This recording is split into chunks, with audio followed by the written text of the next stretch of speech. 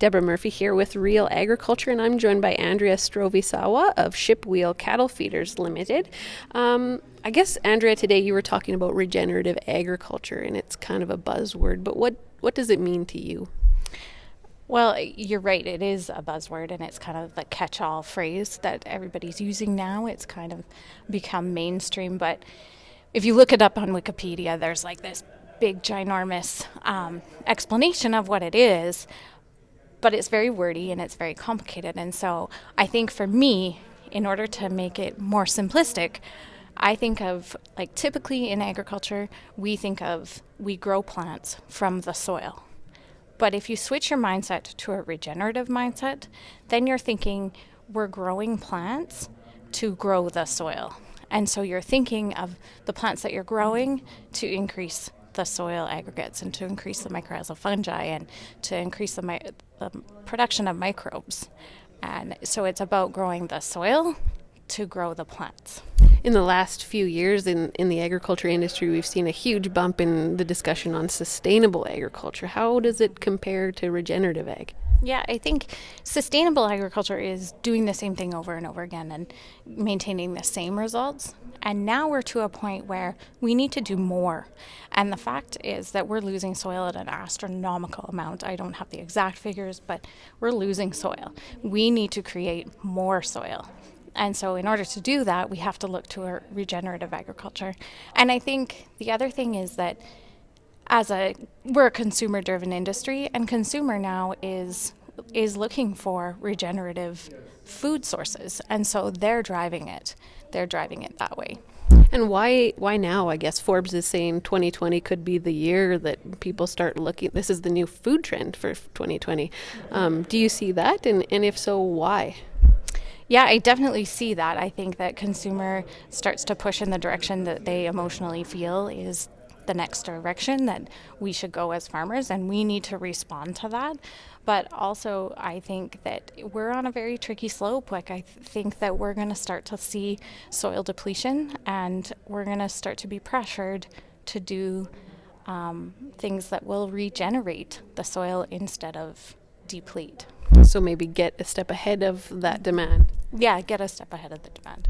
Are we ready right now? If Forbes is right in their prediction for 2020, are we ready to fulfill demand for regenerative ag produced commodities? Oh, absolutely. I think that anybody can take steps towards regenerative ag. Anybody. And it's not something that takes a huge amount of time. And you can definitely, even just taking small steps. But we're ready. We're there. There's people doing amazing things out there. And I think that it is beginning to become mainstream. And I'm excited for that. I think it's awesome. I want to talk a bit about your journey through regenerative ag. When did you get involved and why? When did I get involved? So my dad took one of the first holistic management courses offered in the United States it was the early 80s, because I was 6 months old.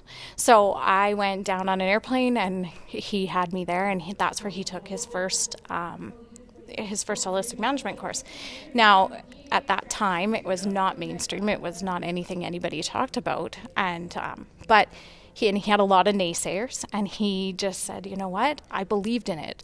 I believed in the ecosystem part of it, the ecosystem block. I believed working with nature, and it just made sense to me.